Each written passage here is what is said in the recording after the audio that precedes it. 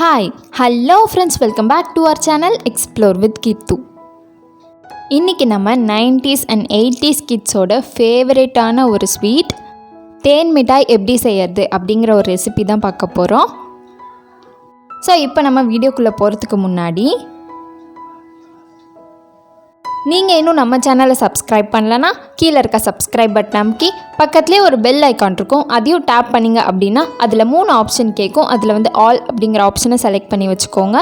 So that நான் எப்பப்போலாம் videos போடுறோனோ அப்பப்போலாம் உங்களுக்கு ஒரு நோட்டிஃபிகேஷன் வந்துடும்.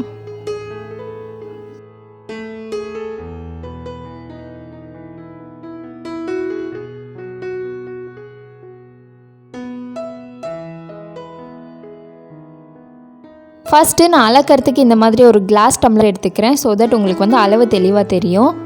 இப்போ நம்ம ஒரு எம்டி பவுலில் 1 கப் அளவு சாப்பாடு அரிசி போட்டுக்கிறேன். இது கூடயே 1/4 கப் அளவு உளுந்து சேர்த்துக்கலாம். நீங்கள் எந்த கப்பில் வேணால் அளந்துக்கோங்க. 1 கப் அளவு அரிசி, 1/4 கப் அளவு உளுந்து சேர்த்து நல்லா இதை ஒரு 3 to 5 டைம்ஸ் வாஷ் பண்ணிடுங்க. நல்லா ஒரு 3லேருந்து 4 தடவை நல்லா வாஷ் பண்ணிக்கோங்க.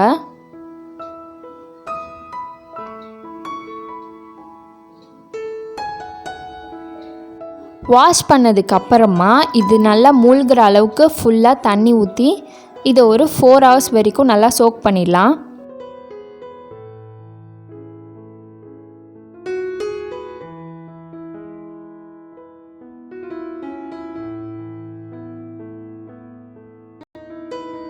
நாலு மணி நேரம் நல்லா ஊறினதுக்கப்புறம் இப்படி தான் இருக்குது அரிசி உளுந்து.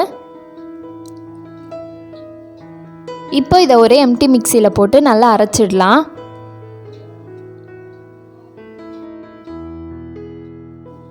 ஃபஸ்ட்டு 2 சுற்று சுற்றிட்டு அதுக்கப்புறமா கொஞ்சோண்டு தண்ணி சேர்த்துக்கோங்க. ரொம்ப கம்மியாக சேருங்க. நிறையா தண்ணி சேர்த்துட்டிங்க அப்படின்னா அந்த ஒரு கன்சிஸ்டன்சியில் வராது. ஸோ ரொம்ப கம்மியாக தண்ணி சேர்த்து நல்லா அரைச்சிக்கோங்க. ஸோ அரைச்சதுக்கப்புறமா இப்படி தான் இருக்கும். நல்லா திக்கான ஒரு கன்சிஸ்டன்சியில் இருக்கும். ஸோ இந்த அளவுக்கு இப்படி போட்டால் நல்லா வரணும். அந்தளவுக்கு ஒரு கன்சிஸ்டன்சி அளவுக்கு நல்லா திக்காக அரைச்சி வச்சுக்கோங்க. இப்போது நம்ம அரைச்சி வச்ச மாவை ஒரு பவுலில் ட்ரான்ஸ்ஃபர் பண்ணிடலாம். இதோட கன்சிஸ்டன்சி பார்த்துக்கோங்க. இப்போது இந்த மாவு கூட நான் ஒரு 1/4 ஸ்பூன் அளவு பேக்கிங் சோடா ஆட் பண்ணிக்கிறேன். ஆட் பண்ணி இதையும் நல்லா லம்ஸ் இல்லாமல் நல்லா கலக்கி விட்டுக்கோங்க.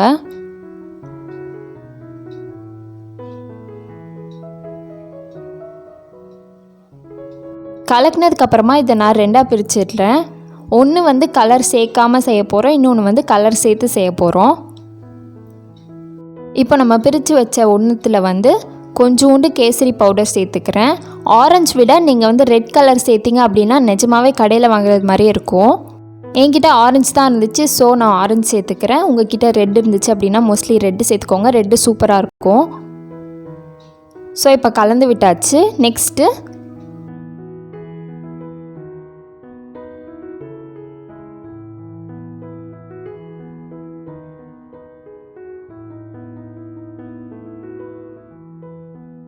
இப்போ நம்ம ஜீரா செஞ்சிடலாம். ஜீரா செய்யறதுக்கு 1 கப் அளவு சுகர் போட்டோம் அப்படின்னா 3/4 கப் அளவு தண்ணி போட்டுக்கோங்க. தண்ணி ஊற்றி நல்லா கலந்து விட்டுக்கோங்க. இது கூடயே தேவைப்பட்டால் நான் கொஞ்சோண்டு ஏலக்காய் பவுடர் சேர்த்துக்கிறேன்.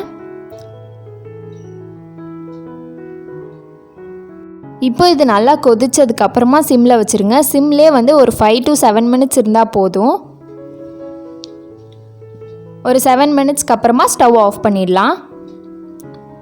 இப்போ கடைசியாக ஸ்டவ் ஆஃப் பண்ணதுக்கப்புறமா நான் ஒரு 1/4 லெமனோட ஜூஸை மட்டும் புழிஞ்சு விட்டுக்கிறேன். இப்படி புழிஞ்சு விடுறதுனால நம்மளோட சுகர் சிரப் கட்டி ஆகாமல் இதே மாதிரியே இருக்கும்.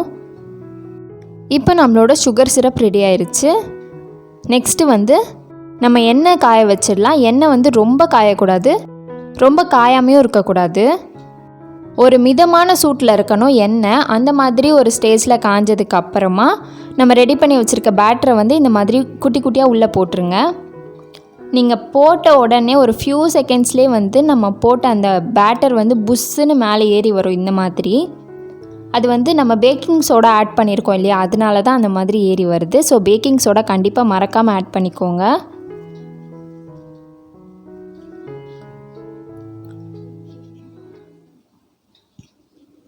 அண்ட் அப்பப்போ வந்து கிளறி விட்டுக்கிட்டே இருங்க.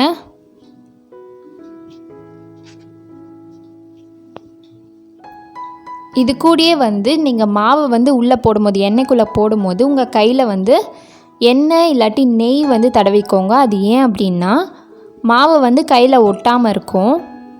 இது ரெண்டும் இல்லாமல் நீங்கள் வந்து தண்ணி கூட தெளிச்சிக்கலாம் உங்கள் கையில். பட் தண்ணி தெளித்தோம் அப்படின்னா அந்த மாவை வந்து எண்ணெய்க்குள்ளே போடும்போது ரொம்ப பொரிய ஆரம்பிக்கும். ஸோ வந்து எண்ணெய் இல்லாட்டி நெய் வந்து பெட்டர் ஆப்ஷன். இப்போ வந்து இது நல்லா பொரிஞ்சிடுச்சு. இப்போது நம்ம இதை எடுத்து நம்ம ரெடி பண்ணி வச்சுருக்க சுகர் சிரப்பில் ஆட் பண்ணிக்கலாம்.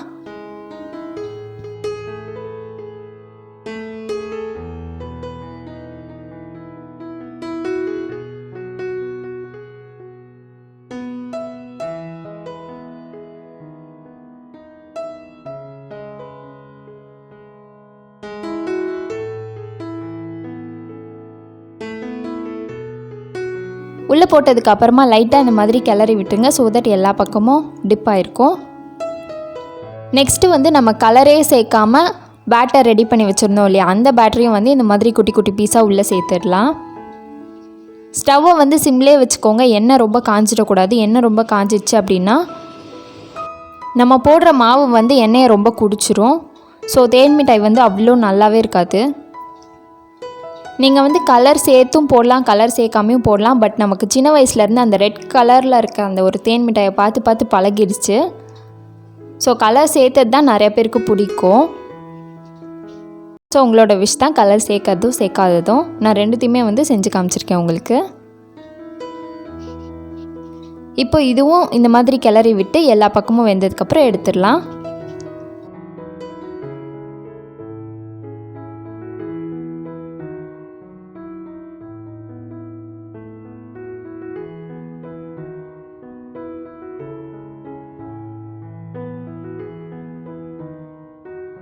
இப்போது நம்ம ஏற்கனவே ஆரஞ்சு கலர் சேர்த்தது உள்ளே போட்டிருக்கோம். இது கூடயே வந்து கலரே சேர்க்காததை வந்து இப்போ எடுத்து இந்த சுகர் சிரப்புக்குள்ளே போட்டுடலாம். போட்டு இதையும் லைட்டாக கலந்து விட்டுறலாம். இப்போ பார்த்தாலே உங்களுக்கு வந்து கலர் சேர்த்தது அண்ட் கலர் சேர்க்காததுக்கு டிஃப்ரென்ஸ் தெரியும்.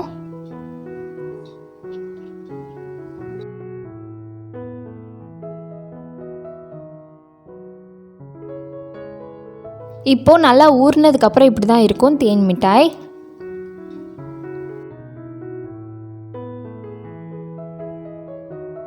நெக்ஸ்ட்டு நான் ஒரு பிளேட்டில் சுகர் எடுத்து வச்சுருக்கேன். அந்த சுகரில் நம்ம ரெடி பண்ணி வச்சுருக்க தேன் மிட்டாயை இந்த மாதிரி ஃபுல்லாக கோட் பண்ணி விட்டுறலாம்.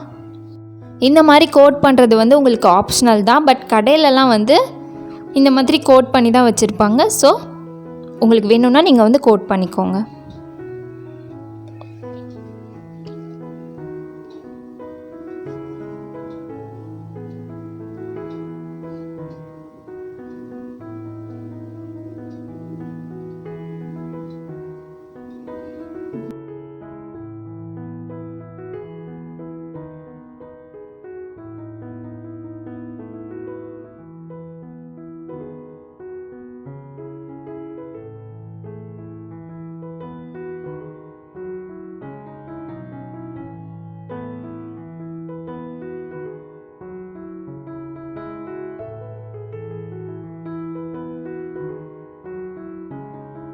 ஸோ அவ்வளோதான், நம்மளோட தேன் மிட்டாய் ரெடி ஆயிடுச்சு. இதையும் நீங்கள் வந்து வீட்டில் ட்ரை பண்ணி பார்த்துட்டு எப்படி இருந்துச்சு அப்படிங்கிறத எனக்கு கமெண்ட்டில் சொல்லுங்கள்.